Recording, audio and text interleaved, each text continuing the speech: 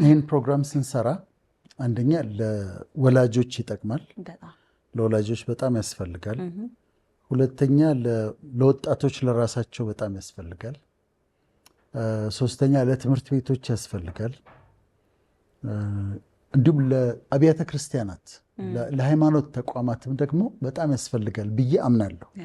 ምክንያቱም በጣም ልዩ ትኩረት ሊሰጠው የሚገባ ጉዳይ ነው እና አሁን የወጣቶችን ችግር እናንሳ። ወጣቶች ችግር የኢትዮጵያን ብቻ ሳይሆን በአጠቃላይ በዓለም ዙሪያ የወጣቶች ችግሮች ተብለው የሚለዩ እና ልንወያይባቸው የሚገቡ ነገሮች አሉ። ከነዛ ውስጥ ደግሞ እኛ ሀገር ያሉትን እንለያለን። እኔና አንቺ እየለየን እናወራለን። አሁን እንግዲህ የወጣቶች ችግር ተብለው ሊስት ከተደረጉ ነገሮች አንደኛው ቁጥር 1 ላይ የተቀመጠው ድህነት ነው። ድህነት ነው። በኢትዮጵያ ብቻ ሳይሆን በብዙ ሀገሮች ድህነት ለወጣቱ በጣም ችግር ነው። የሚፈልገውን ነገር አያገኝም። ደስ የሚለውን ነገር አይደለም የሚበላው። የሚለብሰው ነገር ይቸገራል። ለትምህርት ቤት መክፈል ይቸገራል። የተለያዩ ነገሮችን ሊያደርግ ሲፈልግ እጅ ያጥረዋል። ችግር አለ። ያው ከድሃ ቤተሰብ የተገኘው በጣም አብዛኛው እንደዛ ነው። ስለዚህ እጥረት ስላለ የኑሮ ችግር ስላለ ከልጅነት ጀምሮ ያንን ሲታገል ይኖራል። እዛ ከችግር ጋር መታገል የወጣትነት ዘመኑ ከችግር ጋር መታገል ይሆንበታል። ጫማ መግዛት ፈልጎ ጫማ መግዛት ሲያቅተው፣ ልብስ ተጨማሪ መግዛት ፈልጎ ልብስ መግዣ ሲያቅተው፣ ትምህርት ቤት የሚከፈል ፈልጎ ትምህርት ቤት የሚከፍለው ሲያጣ፣ የታክሲ አፎርድ ማድረግ አቅቶት በእግሩ ረዥም መንገድ ሲሄድ ሲመለስ እንደዛው በእግሩ ሲሄድ ሲመጣ፣ ይሄ የድህነቱ ችግር አንድ የወጣት ችግር ነው ማለት። አንድ ወጣት ለታክሲ ከሌለው ለባስ ከሌለው፣ እነዚህ በጣም መሰረታዊ ነገሮች ናቸው። ምግብ፣ ልብስ፣ ትራንስፖርት የሚባሉት በጣም መሰረታዊ ናቸው። እነዚህ ግን ከሌሉት ሊያሳድሩበት የሚችለውን ነገር አይመቸውም፣ ዲስኮምፈርት አለው ማለት ነው። እና ድህነት የሁላችንም ጠላት ቢሆንም ወጣቱን ግን በጣም አፌክት ያደርገዋል። ሁለተኛው ስራ ማጣት ነው፣ አንኤምፕሎይመንት ነው። ይሄ መነሳትና መወራት ያለበት ጉዳይ ነው። ምክንያቱም ወጣቱ ይሰራል። ለምሳሌ አሜሪካ ብትሄጂ ኮሌጅ የሚሄዱ ዩኒቨርሲቲ የሚማሩ ተማሪዎች እየሰሩ ነው የሚማሩት። ስታርባክስ ሄደው ቡናቸውን እየቀዱ እየሰሩ በትርፍ ጊዜያቸው እየሰሩ ነው ወጫቸውን የሚሸፍኑት፣ የትምህርት ቤታቸውን የሚከፍሉት። ስለዚህ ወጣቱ እየተማረም ከትምህርት ቤት እንደወጣም ስራ ይፈልጋል። ስራ የለም። ከዛ ስራ ፍጠር እንለዋለን። ስራ እንዴት እንደሚፈጥር አያውቅም። እና ስራ ማጣት አንኤምፕሎይመንት ሌላው የወጣቶች ትልቅ ችግር ነው። ምክንያቱም ወጥተው እነሱ ኤክስፔክት የሚያደርጉት መማር፣ ከዛ ስራ ማግኘት እና መስራት ነው። ሲወጡ ግን የስራ እድሉ የለም። ይሄ ሁለተኛው የወጣቶች ትልቅ ችግር ነው። ወጣት ዩዝ ቻሌንጅ ከሚባሉት ሁለተኛው ነው። ሶስተኛው የትምህርት ችግሮች ኤዱኬሽናል ፕሮብሌምስ የሚባሉት ነው። ወጣቶች ትምህርት ቻሌንጅ ያጋጥማቸዋል። የሚመክራቸው የለም። ቱተር ቢፈልጉ የሚያስጠናቸው ውድ ነው። ቱተር መቅጠር በጣም ውድ ነው። ትምህርት ሲከብዳቸው የሚያደርጉትን ነገር አያውቁም። ስኩል ካውንስሊንግ በጣም ብዙ የለም። ስለዚህ ትምህርትን መፍራት፣ ትምህርትን መጥላት፣ ትምህርትን ደግሞ አቋርጦ መውጣት፣ ብዙ ጊዜ ድሮፕ አውት ያደርጋሉ። 7ኛ ክፍል ያቆማሉ፣ 8ኛ ክፍል ያቆማሉ፣ ሃይ ስኩል ያቆሙ በጣም እኔ የማውቃቸው ወዳጆች አሉኝ። አሁንም ትላልቅ ቦታ እኮ ያሉ ግን ሃይ ስኩል ያቋረጡ ብዙ ሰዎች አሉ። እና የሚመክራቸው አልነበረም፣ አይዟችሁ የሚላቸው አልነበረም፣ ስኩል ካውንስለርስ አልነበሩም። ስለዚህ የትምህርት ችግር ሶስተኛው ሌላ ችግር ነው። አራተኛው ካልቸራል ኢንቬሽን ነው ማለት የባህል ወረራ ነው። የባህል ወረራ ማለት ከሌላ አገር የሚመጣ ባህል የእኛን ወጣቶች ሲወራቸው ማለት ነው።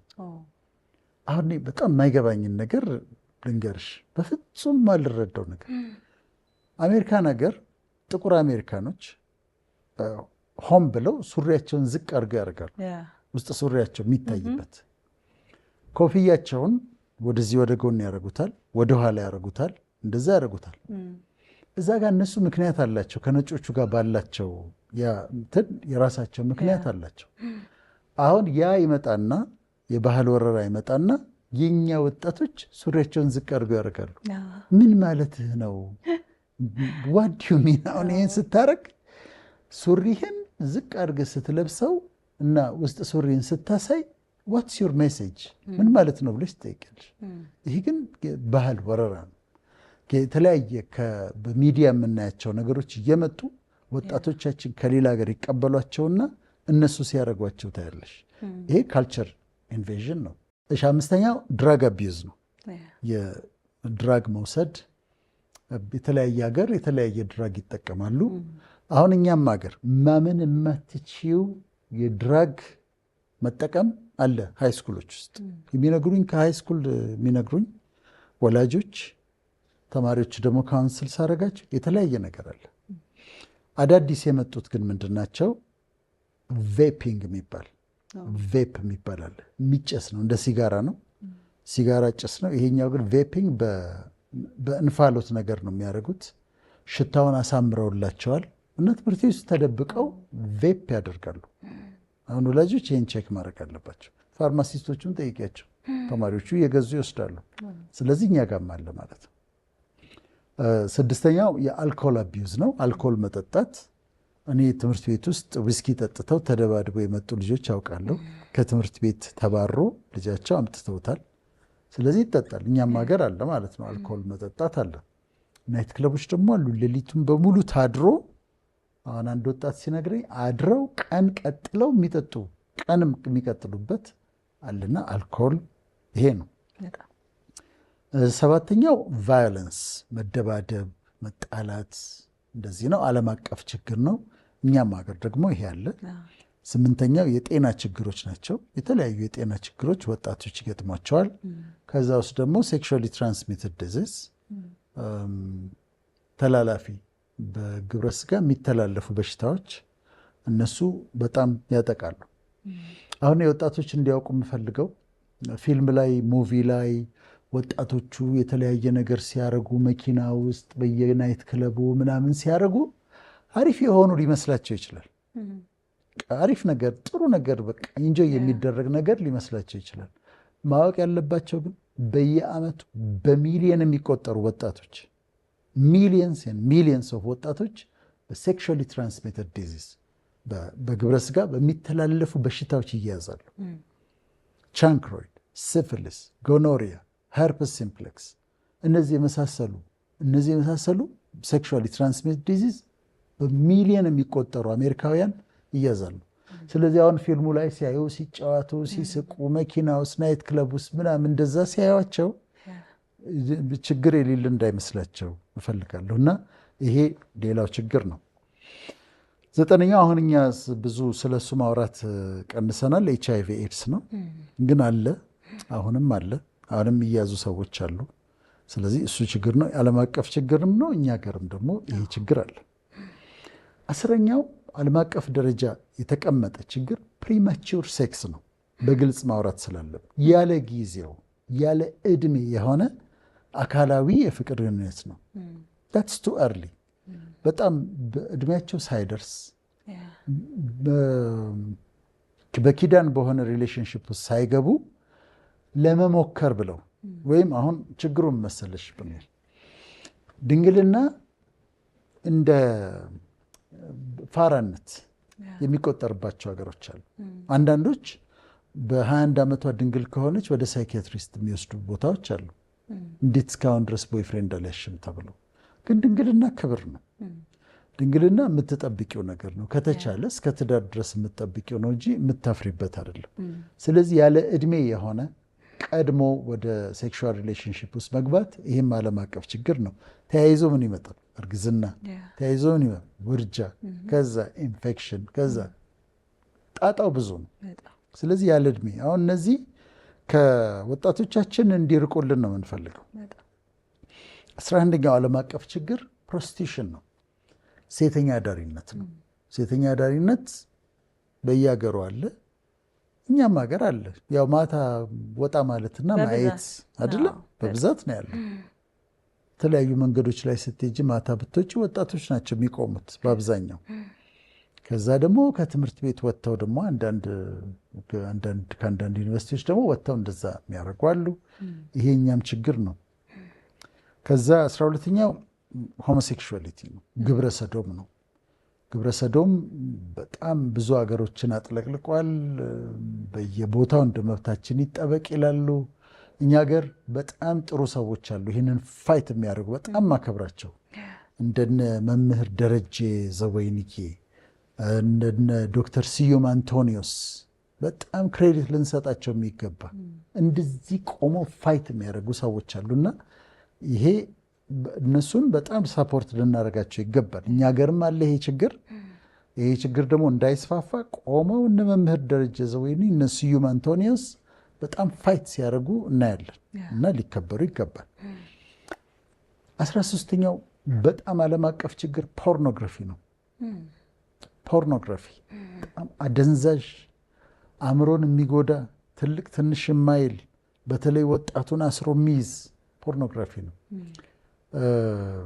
አንድ ጊዜ ቢቢሲ ሰራ ጥናት እና የኢንተርኔት ተጠቃሚዎች ማንኛውም ኢንተርኔት ተጠቃሚዎች የኢንተርኔት ትራፊክ ምንድን ነው የሚያደርጉት ኢንተርኔት ላይ ብሎ አጠና። ከዛ ምን አገኘ መሰለሽ? 50% የኢንተርኔት ተጠቃሚዎች ፖርኖግራፊ እያዩ ነው ዓለም ላይ። ማለት በአሁኑ ሰዓት ኢንተርኔት ከሚጠቀሙ ሰዎች ከ150 ፖርኖግራፊ እያዩ ነው። አረቡ በይ፣ ነጩ በይ፣ ጥቁሩ በይ፣ አፍሪካዊው በይ፣ በጣም ከባድ ኢንዱስትሪ ነው። አንዴ ከገቡበት ለመውጣት ያስቸግራል። ስለዚህ ሌላው ችግር ፖርኖግራፊ ነው። የእኛም ወጣቶች እሱ ችግር እንዳለባቸው ግልጽ ነው። በፊት በየመንገዱ ሲዲ ይሸጥ ነበር። አሁን ደግሞ በየስልክ መጥቷል። ከገቡበት በጣም በጣም መጥፎ አእምሮን የሚያደነዝዝ የወደፊት የፍቅር ግንኙነታቸውን ሁሉ የሚያበላሽ ነው። ባለትዳርም ሆኖ ደግሞ ይሄንን የሚያዩ ማወቅ ያለባቸው እውነተኛውን የፍቅር ግንኙነት ውስጥ ሲመጡ ይገላቸዋል፣ ይጎዳቸዋል በጣም። ፖርኖግራፊ ነው። 14ኛው ማቴሪያሊዝም ነው። ቁሳቁስ ላይ ማተኮር፣ በቃ ትኩረታቸው እንትን ላይ፣ ትኩረታቸው እቃ ላይ፣ ሴልፎናቸው ላይ፣ ፓዳቸው ላይ፣ አካል እሱ ላይ መሆን ማቴሪያሊዝም እሱ አለ። 15ኛው አርምድ ኮንፍሊክት ነው። ማለት በመሳሪያ ይዞ መገዳደል ነው። ብዙ ሀገር አለ። ይሄ ዓለም አቀፍ ችግር ነው፣ የእኛም ችግር ነው። 16ኛው ሬሽል ኮንፍሊክት ነው። ማለት ለምሳሌ ጥቁሮች ከነጮች፣ ብሔር ከብሔር እንደዛ አይነት ኮንፍሊክት ደግሞ አለ እና ይሄ በብሔር ላይ የተመሰረተ ግጭት ደግሞ አለ፣ ሬሽል ኮንፍሊክት። ከዛ ኢንተርጀነሬሽናል ኮንፍሊክት ደግሞ አለ። ኢንተርጀነሬሽናል ኮንፍሊክት ማለት ወጣቱ ያለበት ትውልድና አባትና እናቱ ያሉበት ትውልድ መካከል ልዩነት አለ፣ ኮንፍሊክት አለ። አንደርስታንድ አይደራረጉም። እነዚህ እነዛን አንደርስታንድ ለማድረግ አይሞክርም፣ እነዛ እነዚህን አንደርስታንድ ለማድረግ አይሞክርም። ከዛ ኮንፍሊክት አለ። እነዛ የእኛ ትውልዶች ወጣቶቹን እያዩ ምንድናቸው እነዚህ ይላሉ፣ ምንድናቸው እነዚህ ይላሉ።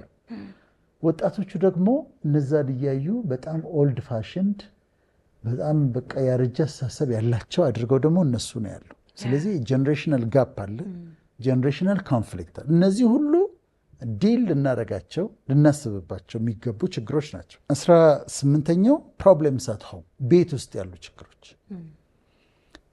ቤት ውስጥ ያሉ ችግሮች፣ ኃይለኛ አባት፣ የሚጠጣ አባት፣ የሚደባደብ አባት፣ ሚስቱን የሚደበድብ አባት፣ ልጆቹ ላይ የሚጮህ አባት፣ ከዛ ሚስትን ባልና ሚስት ተጣልቶ በጣም ሲጨቃጨቁ አርጊው ሲያደርጉ መስማት ለልጅ ጆሮን ይዞ ሲተኛ ጆሮዋን ይዛ ስትተኛ እንደዚህ አይነት ችግሮች።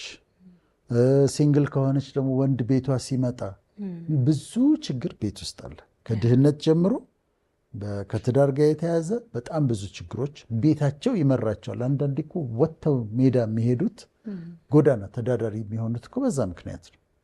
ስለዚህ ይሄኛው ቤት ውስጥ ያለ ነው። 19ኛው ቱ ማች ኤክስፖዠር ይባላል። ማየት የሌለባቸውን ነገር ያያሉ በእድሜያቸው። የ12 ዓመት ልጅ ማወቅ የሌለባትን ብዙ ነገሮች ታውቃለች። ማለት አሁን ሴክሹዋል የሆኑ የተለያዩ ነገሮችን ማወቅ የሌለባትን ነገሮች ታውቃለች። መስማት የሌለባትን ነገሮች ትሰማለች። በዛ እድሜ ልታውቀው የማይገባትን ነገር 12 ዓመቷ 10 ዓመቷ ሆና ስታወራልሽ ትደነግጫለሽ። ይሄ ኦቨር ቱ ማች ኤክስፖዠር ይባላል። የመጨረሻ አክሲደንቶች እንዲህ የመሳሰሉት ናቸው። እና እነዚህ መሰረታዊ የወጣቶች ችግር ወደ መፍትሄዎቹ ስንሄድ በስትራቴጂ ደረጃ አሁን እኛ ሀገር ብዙ አልሰማውም፣ ግን ኢንተርናሽናሊ አፕላይ የተደረገው ፖዚቲቭ ዩዝ ዴቨሎፕመንት PYD የሚባል አለ። ይህን ትምህርት ቤቶች ማወቅ አለባቸው፣ ቸርቾች ማወቅ አለባቸው፣ ወጣቶች ላይ የሚሰሩ ሁሉ ማወቅና ማጥናት አለባቸው። ፖዚቲቭ ዩዝ ዴቨሎፕመንት ወይም PYD ይባላል። PYD ምንድን ነው? ከበፊቱ ትራዲሽናል ከነበረው ከቀደመው ወጣቶችን ትሪት የምናደርግበት መንገድ ይሄኛው በጣም ይለያያል። ምንድን ነው? በፊት እናደርግ የነበረው ወጣቱ ጋር ችግር ሲፈጠር ችግሩን ነው ዲል የምናደርገው። ልጄ ሲጋራ ማጨስ ጀመረ፣ ሲጋራው እንዴት እናድርገው? ልጄ ትምህርት አልማርም አለ፣ ከዚህ ትምህርቱ እንዴት እናድርገው ብለህ ሪአክቲቭ ነበረ። ሪአክቲቭ ለተቸገረው ለተፈጠረው ጥያቄ መልስ ነበር የምንፈልገው። PYD ግን ፕሮአክቲቭ ነው። ችግሩ ከመፈጠሩ በፊት ቀድሞ ነው የምናየው እና ወጣቱ ፓርቲስፔት እንዲያደርግ ይደረጋል። PYD ላይ ቤተሰብ ፓርቲስፔት ይደረጋል። ምን ማለት መሰለሽ ብኔን በፊት የነበረው ለወጣቱ ለሱስ ለዚህ ብለን ዲል እናደርግ የነበረው መፍትሄ እንፈልግ የነበረው በፖዚቲቭ ዩዝ ዴቨሎፕመንት ግን ችግሩ ከመፈጠሩ በፊት ወጣቱ ትክክል ሆኖ ዴቨሎፕ እንዲያደርግ ለምን አናደርገው? ቀድሞ ማጨስ እንዳያስበው አድርጌ ለምን አላሳድገው?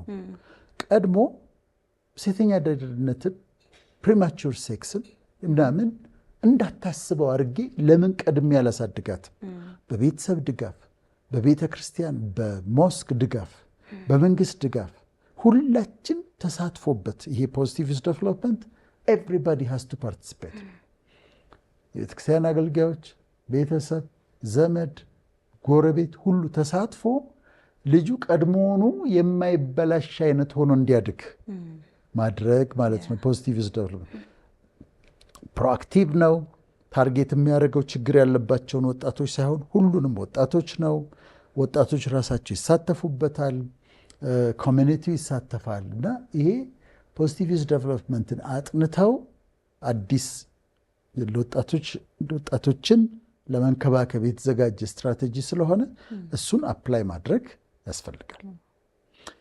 ከዛ በተጨማሪ ትኩረት ሊኖራቸው የሚገቡ ነገሮች አሉ። አንደኛ ካውንስሊንግ ነው። ካውንስሊንግ የትምህርት ቤት ካውንስለርስ መኖር አለባቸው፣ ግን ትሬንድ ቢሆኑ ካውንስሊንግ ቢማሩ ጥሩ ነው። ትምህርት ቤት ውስጥ ካውንስለር መኖር አለበት። ሰፈር ውስጥ ካውንስሊንግ ሰርቪስ መኖር አለበት። ይሄ ማማከር ካውንስሊንግ አገልግሎት መኖር አለበት። ባለፈው ፕሮግራማችን እንደነበረው ደግሞ ሁለተኛ ሜንቶሪንግ ቢኖር ጥሩ ነው። ሜንቶር ወጣቶቹ ራሳቸው አባታቸውን ሊሆን ይችላል፣ አጎታቸውን ሊሆን ይችላል፣ ሰፈራቸው ያለ ጨዋ ጎበዝ እንደዚህ አይነት ሰው ፈልገው ወይም ከትምህርት ቤት ራሳቸው ላይ ሜንቶር አድርገው መሾም፣ ከዛ በየጊዜው ለዛ ሰው ሪፖርት ማድረግ ይሄ ነው። ተመሳሳይ ኮቺንግ ደግሞ አለ። ኮች ለራሳቸው ፈልገው የሚከታተላቸውን የሚያግዛቸውን መጽሐፍ የሚሰጣቸው ሲችን መጽሐፍ አንብበህና የሚላቸውን ሰው ፈልገው ማግኘት አለባቸው። ከዛ እዚህ ጋር ሮል ሞዴሊንግ ይባላል። ሮል ሞዴሊንግ ማለት በህብረተሰቡ መካከል ሞዴል የሚሆኑ ወጣቱ አይቶ የሚከተላቸው እንደሱ መሆን እፈልጋለሁ የሚላቸው ሰዎች ያስፈልጉ። ሚዲያው ላይ ጋዜጠኞች፣ አርቲስቶች፣ ምሁራን ሞዴል የሚሆኑ እንደ ጵኔል መሆን እፈልጋለሁ እንዲሉ እንፈልጋለን። አሁን እንዲሆኝ ከማለት እንደ ጵኔል ሁኜ ማለት መቻል አለብን።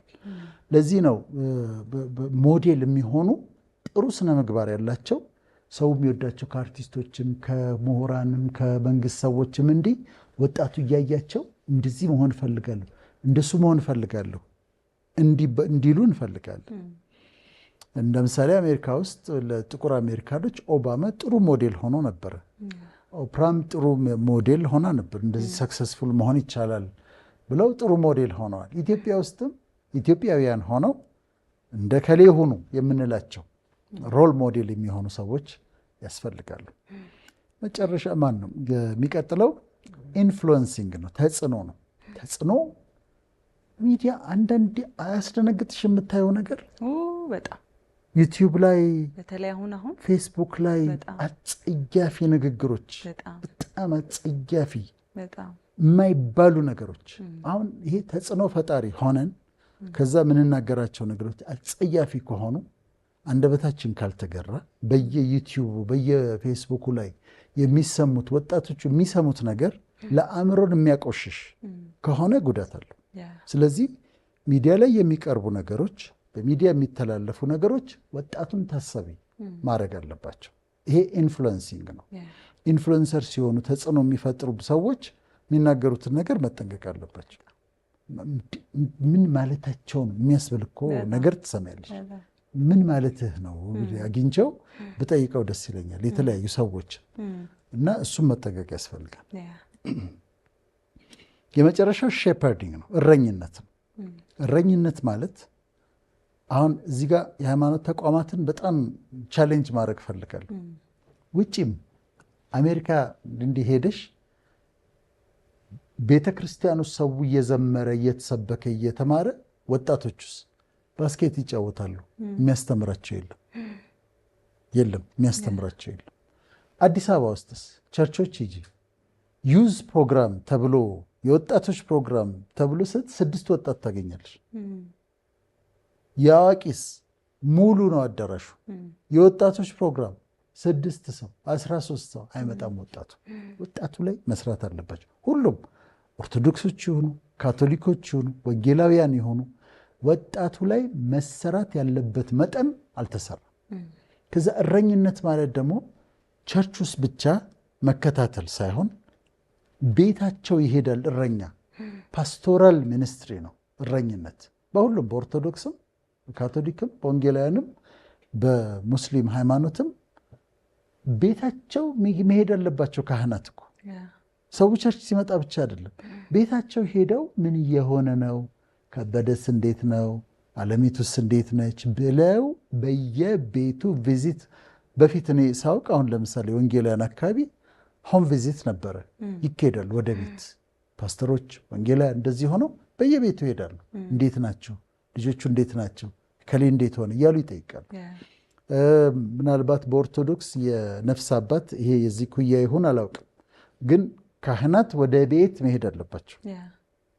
ህዝቡ ወደ እነሱ ብቻ ሳይሆን እነሱ ደግሞ ወደ ቤት ሄደው ወጣቶቹ በምን ሁኔታ ላይ እንዳሉ ማየት አለባቸው። ስለዚህ ይሄ ሼፐርዲንግ እረኝነት ነው። እውነተኛ እረኞች ወጣቶችን ፈልገው ማስተማር፣ ወጣቶችን ፈልገው የት እንዴት እንዳሉ መጠየቅ ይኖርባቸዋል ማለት ነው። ይሄን ነው ለጊዜው ማለት የምንችለው።